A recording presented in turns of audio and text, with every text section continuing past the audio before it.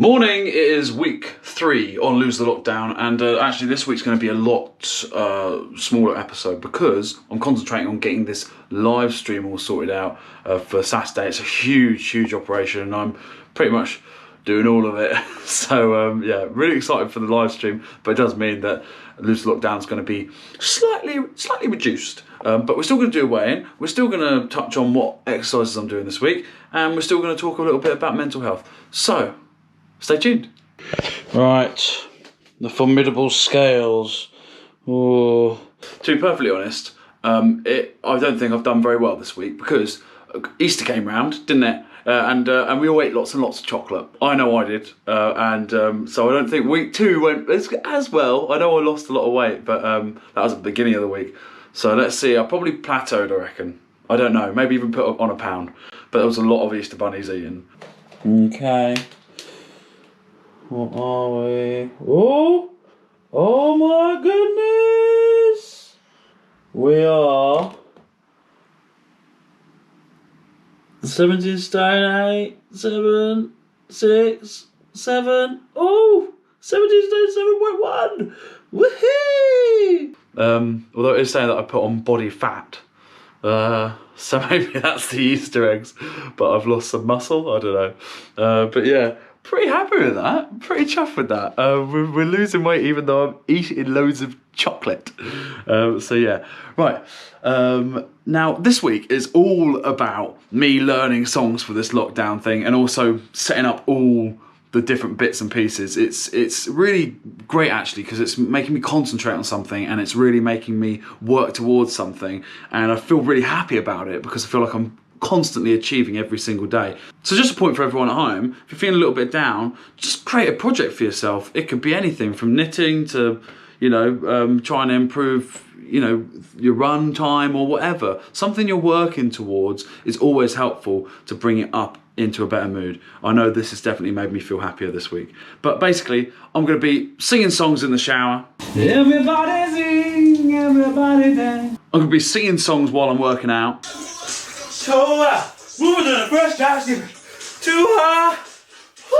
And I'm going to be singing songs while I'm shaving.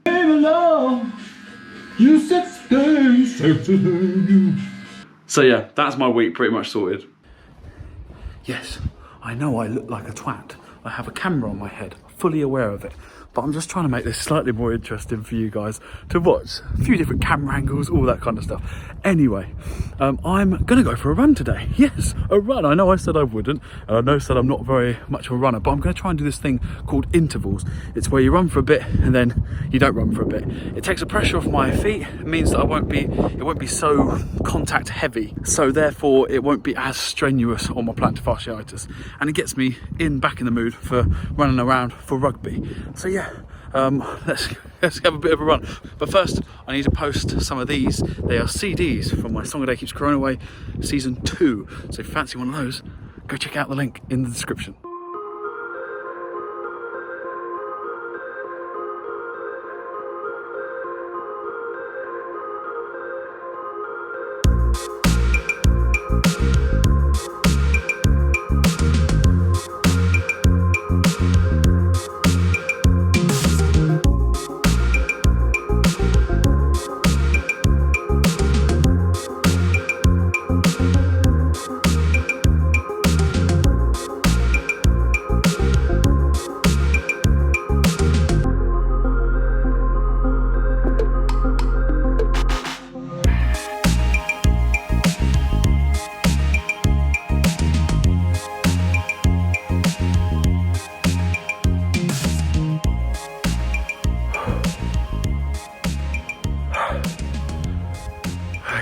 The run. Right, I am off to pick up some cameras for the live stream because I'm gonna have a whole 4 cameras set up for this live stream. It's gonna look absolute killer, I hope, if everything goes to plan. So yeah, I'll have to pick that up. Nice to get out of the house and go somewhere different than just the park to go for a run. Setting up for live stream this evening.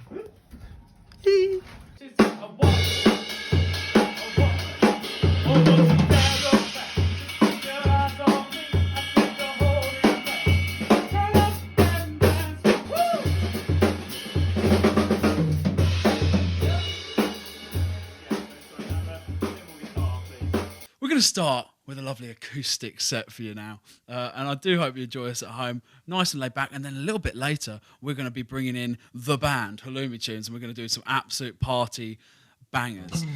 Yep, exactly. They're just like that. When your love is pouring like the rain, I close my eyes and it's gone again. When will I get a chance to say I love you? I pretend that you're already mine, that my heart ain't breaking every time when I look into your eyes. When I walk on the spot, this is what I see. Everybody stopping and staring at me. I got passion in my pants and I ain't afraid to show it, show it, show it, show it. Oh! I'm sexy and I know it. Make a dragon wanna retire, man, too hot. Say my name, you know who I am, too hot. Hot damn. And a babe about that money break. Girls hit you hallelujah. Want some whiskey in your water, sugar in your tea. What all these crazy questions they're asking me? This is the craziest party that could ever be. Sing along, we're going to a party. Caramba, fiesta, forever. Come on and sing my song all night long. Catherine, you need to lend a hand with your hula hoop. Are you trying to say I ain't got hips? My hips don't lie, baby. My hips don't lie, I'm starting to feel it right. Right, so it's weigh-in time for week 4, and will I have lost any weight? I do not know, because I had the live stream at the weekend. I had probably a takeaway every single day while I was down in Brighton. I think I had like an Indian on the Friday when we arrived down there. On the Saturday, I had pizza, and on the Sunday I think I had a KFC for breakfast. So we probably haven't lost any weight, but I have been doing lots and lots of exercise, including going back to rugby training and all stuff like that.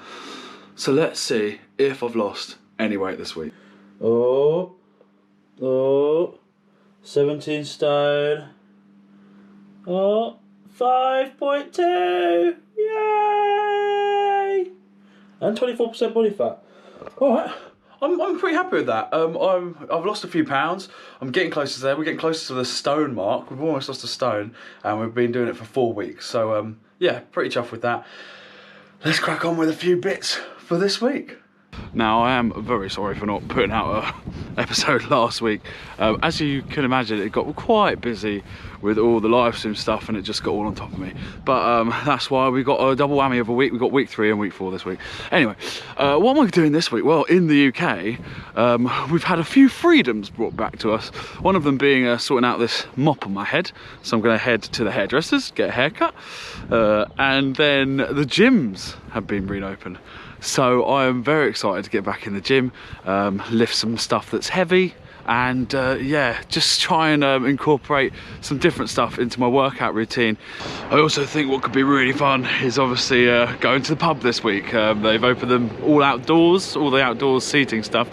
I mean, it's still freezing cold here in the UK. I'm wearing shorts. And I'm really quite nippy this morning, so yeah, I just hope the weather picks up and we can all just have a bit of a laugh in a pub very soon. So that didn't exactly go to plan, because there was like 5 people standing outside, queuing up outside the hairdressers, and I don't have time. I've got an audition today. I didn't mention it before, but yeah, I've got an audition today and I need to get back, need to get ready, need to sort myself out. So straight to the gym and no haircut, I guess. It's going to be hard to get a haircut.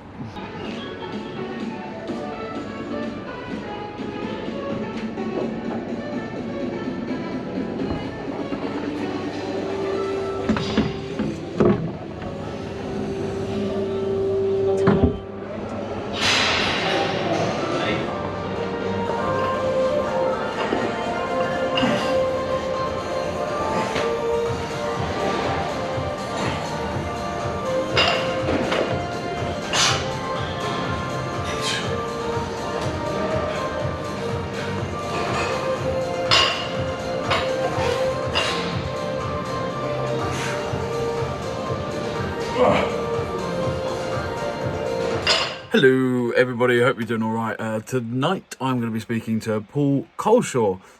He's a great guy. Well, I've only met him once, actually, but he was a really nice guy when I met him.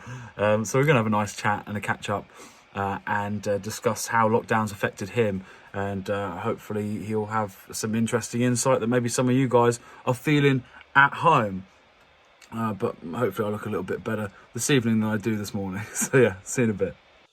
Hello, Paul. How you doing, man? Hey, Rich. Nice to see you. Nice to see you too, man. It's been a long while since we. When was the last time we saw each other? The last time we saw each other was the first time we saw each other, if I'm not mistaken. Late summer? I think it was It was about September because I just done my first show ever back at the. It was at the a pub in Lancing, of all places. Very, very glam. And then I saw you on the night out because we ended up in Legends, didn't we, or something like that? And then no, we went to the Bulldog. The Bulldog, and that was weird because we had karaoke, wasn't it? Karaoke night. But they had like plastic sheeting up because of COVID. And a plastic sheath between us. A bit of cellophane between us. Yeah.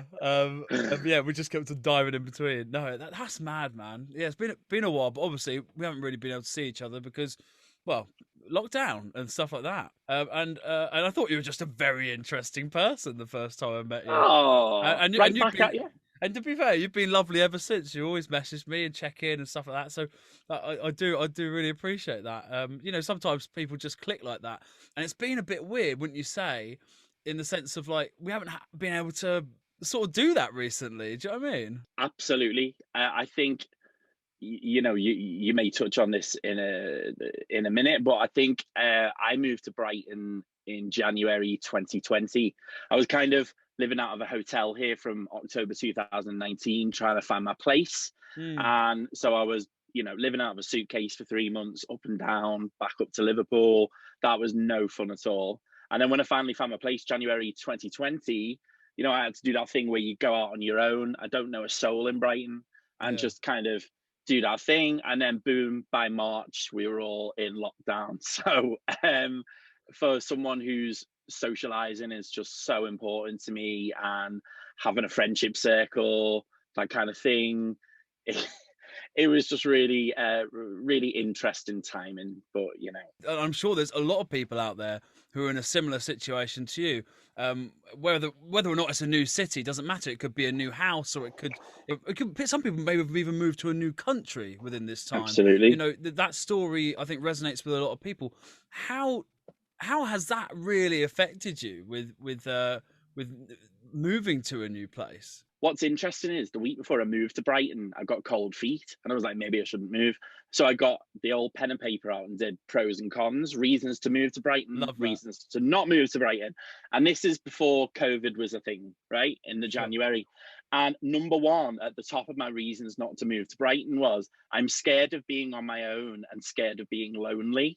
Oh, dude. So, dude, no. Then I moved here. That happened. I know. Can you put a violin on in the back? Yeah, just a little tiny little one.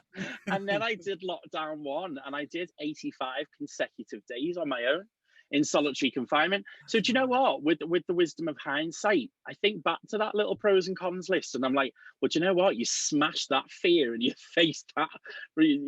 All right, It wasn't a choice. It wasn't a choice. You obviously coming from Liverpool, there was that moment over. I think it was like Christmas where they just like literally, or just running up to Christmas, they were like, no, Liverpool's not allowed to open yet, but we're going to let the rest of the country, sort of open. And the same with Manchester. Did you have a lot of friends affected by that and stuff? In lockdown 1, I was on video calls because, like I say, I hadn't really made any friends in Brighton, or I'd sown initial seeds with things, but then, we're literally in a lockdown, you're not allowed to do anything. Yeah. So I was on video calls with my friends in Liverpool, and at first we were kind of like, we don't know what to do. None of us have ever done this before. And somebody'd be like, oh, should we have a bottle of wine? And I'd be like, it's 11:45 on a Tuesday.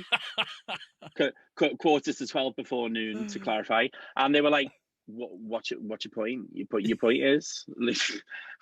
And we were kind of like, oh yeah, all right, actually, yeah, we can do anything. But then obviously the novelty of that soon wore off. Yeah, the novelty of being an alcoholic kind of takes its toll. I mean, what have you done during this time to sort of, apart from drinking? Although I Well, I see occasionally you've become quite a fan of the Kylie Minogue branded Kylie rosé or whatever. Minogue, Kylie Minogue has made more money from me this year. I'm pretty sure I've paid their rent in central London or paid their mortgage because of flipping Kylie wine.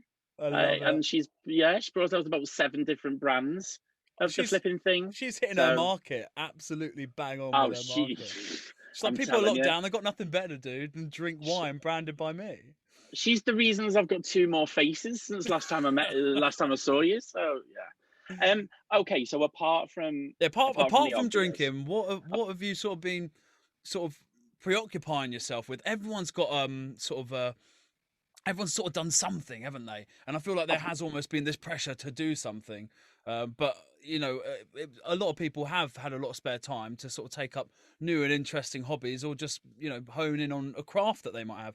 I'd be interested to hear what yours might be. definitely decided from minute one that I needed to keep busy, and that this was. I almost tried to see lockdown one as an opportunity to advance forward. I'm doing a PhD, and I thought, well, Wow. in creative writing, and I thought, well, you can't stop me writing at home, so maybe this is a chance to actually get ahead in the race with myself, if you want, in my studies. So I had that going on. I started writing a screenplay. Wow. I'm really deep into writing a novel. Did a lot of acting classes online, obviously. Then I got some lecturing work from the University of Brighton. So I was lecturing 50, 18, 19-year-olds in film studies. So just keeping busy has been the absolute key for me. Do you feel at all anxious about going back out into the reality, as it were? I feel like this time has sort of changed people's personalities a little bit. Well, absolutely altered. Like, I don't know if I've ever told you this before, but it's not a secret. I have panic disorder, so that's Right. like I've had that for 13 years. I've got diagnosed with that, and that's just like a really advanced case of panic attacks. So, say Wow. for example, an average panic attack lasts between 5 to 25 minutes. 5 to 25 minutes. Mine last anything between 8 to 25 hours sustained. Wow. So it's basically just anxiety, but to the 10th degree, if you want. But Anxiety on what I steroids. yeah, absolutely. And I think I mask that very well because, as you know, I'm a talker. But I actually think that my talking may be rooted in anxiety. Oh, really? Yeah, maybe. And so people think that I'm, super confident and whatnot, and it's just genuinely not the case. I don't think I'm being fraudulent, but I think it must be a mask or a coping mechanism for me. Do you almost feel like it's going to be worse going back into, or do you feel like you're on a level playing field because other people now feel more anxious in real life because they haven't been surrounded by people? It's a bit of a weird Well, concept. let's put it this way. I think you've got different categories of people, haven't you? You've got the people who still haven't worked out after over a year what 2 meters is. Yeah. Then you've got and don't seem to care. And then you've got the people who, which can be me sometimes, who freak out if anybody comes within like a 5 meter radius of them. Uh-huh. I had to get the bus today to the dentist, and a guy just brushed past me. It wasn't his fault. He couldn't help it. He just had to brush past me, and I freaked out because it was like, oh, a stranger. Like I didn't do anything. It was all internal. Yeah. I was like, You have you have no there's no power over it. It's just how your brain reacts, so I I'm think. kind of like when we're allowed, on June the 21st, please God or whatever, when we're allowed and everything completely opens up, it's like, I'm a hugger. I'm a massive hugger. But just because I'm a hugger doesn't mean when I see one of my friends on June the 22nd, let's say, and I want to go up to them and hug them, that doesn't mean that they're okay with it. That doesn't mean that they're in that place yet. They might be absolutely terrified of that because we're all on at different points of the path with ourselves, aren't we? And I Yeah, just think it's going to be so. it's a really interesting point, man. It's like it's being aware of other people. maybe some people feel like they really want to go out and take every opportunity, that now that we're getting slightly more freedoms and things like that, people might believe, yeah, why don't I go get a haircut? Why don't I go do this? Why don't I go do that? And then some people are probably like, that's the last thing. I don't want to be, I haven't seen people for so long. The last thing I need is some stranger touching my head. Do you know what I mean? I think it's a really interesting point to make, that not everyone feels the same No, they about don't. this I mean, situation. I went to the barbers today, and obviously that was my decision, and I wanted to do it, and I'm glad that I've done it. Yeah. But he was doing my beard and he was touching my face, and I was so aware that he was Yeah, touching it's my like a face. new awareness of things. Yeah, so I'm just wondering what we're gonna be like when we're on a crowded dance floor, or in a crowded pub, or in Mm. a busy restaurant, or anything else, a concert, whatever. How are we actually going to be? I think one of the biggest tipping points for me was I'd gotten to this habit of, getting at least 2 takeaways a week. Mate, I was exactly the same, like full on, like I think it got like I think Deliveroo have made an absolute bomb, Oh, you know, unbelievable! Uber Like Eats, Uber like Eats pretty much knew me by name, I'm sure. But yeah, no, it was getting ridiculous because it was easy, and I was just getting lazier and lazier and lazier. And then, as I say, I live on a hill, so to go to the supermarket is because I live right by the sea. So the gradient of that hill never seemed to be that steep. It's always a bit of a challenge getting up that hill anyway. But then I realized that I had put that much weight on with wine and crisps and pizzas and whatnot, and not moving my body, not going to the gym. It's almost like you've put an extra like sandbag onto my stomach, or literally right. a weight onto my stomach. And when I was walking up the hill, I was getting more and more out of breath. It was getting harder to get up the hill. I was starting to do what I could to avoid it. And then I noticed my lower spine, my lower back. I started to get really, really bad backache No, on man. top of my arthritis. And that for me was a real realization, where it was like, now, come on. And that was when I knew, okay, something's got to change here.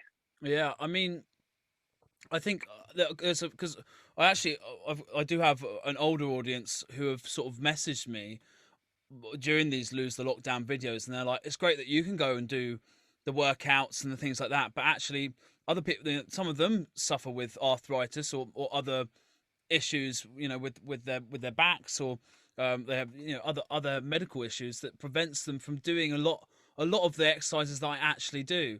I mean, with your arthritis, how do you combat that? Because I couldn't possibly imagine not being able to do some of the stuff I do. Is there specific exercises you do? Richard, there's someone in my family who doesn't have arthritis, and they said, well, if you just do your 10,000 steps a day, you can get your arthritis better. I I just don't swear to get it. God, I wanted to slap them in the face. Yeah. They don't know what they're talking about. So anybody who does have arthritis will want to physically hurt you if you tell them they need to walk more, because Yeah. walking is one of the most painful things we do. So for us, for arthritics specifically, I know there's all kinds of conditions you can have, Of but for course. me, I know it's non-impact. So I cannot do a star jump. I can't run. I can't run for the bus. I can't run out of the way of traffic. I can cycle. It does agitate it a little bit, but I can cycle. But the one for me, the perfect one, is swimming. The swimming pool, Yeah. because the water, as you know, takes all your weight, non-impact. But our swimming pools have been closed. So obviously, I have a number of friends who are arthritic. It's not like an Arthritics Anonymous thing or Yeah. anything, but So you go to a just club for that, or is it? well, yeah, oh yeah, we have a membership card and everything. But no, but we were just like, we just can't wait for the pools to be open so we can get back in the water. So that was a really big deal for me this week. I think it's a big question. I'm asking almost everyone this who's Yeah. come on this, but what are you most looking forward to come June the 21st, when normality strikes in the UK? Okay, well, it's my sister's wedding on July the 8th. So I am really looking forward to that, because that's been pushed back 3 times due to coronavirus. Wow. So we're really hoping on July the Mate, 8th. I've got So everything. I've got everything crossed for you. My legs, thank my you. I hands. think I think it's gonna happen. My sister's obviously a bag of nerves because it's her wedding. Really looking forward to that. But more generally, very simply, hugging, because I'm a big hugger. Dancing. even though it makes my arthritis worse for a couple of days, it'll be worth. It's totally worth it, man. It'll be worth it. Dancing cures so much. Even if I'm dancing like I have a lasso around me with my newfound frame, I don't care. I'm gonna dance. And I'm also missing singing.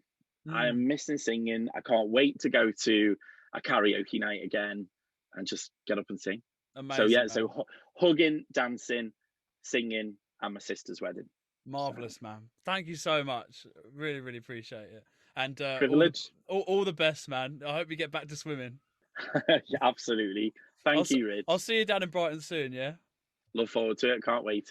All right, man. Bye. Let's finish off on a bit of summertime, shall we? Yeah? Yeah.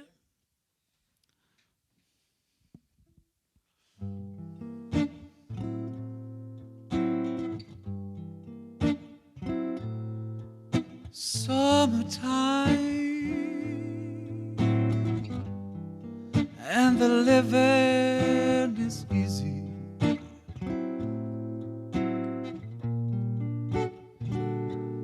Fish are jumping, and the cotton is high.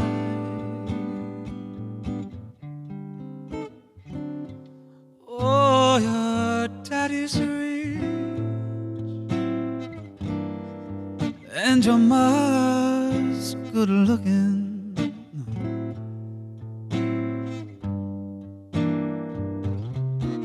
So hush, little baby, don't you cry.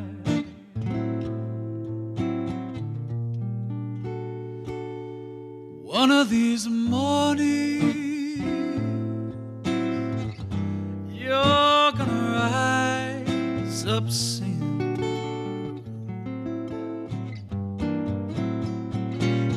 Oh, one of these mornings, you're gonna race to the sky. But until that morning, there's nothing can harm you.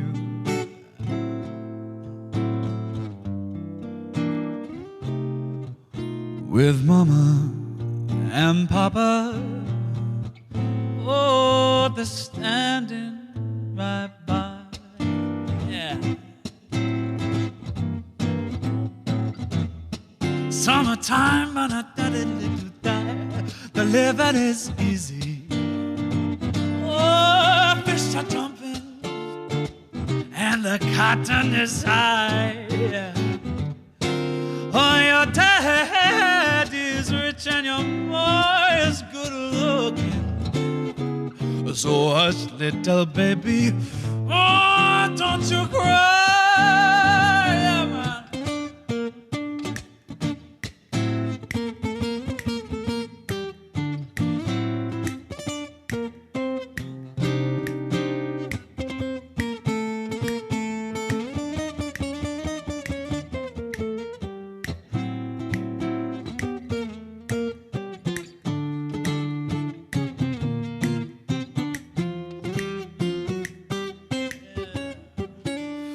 One of these mornings, you're gonna rise up singing.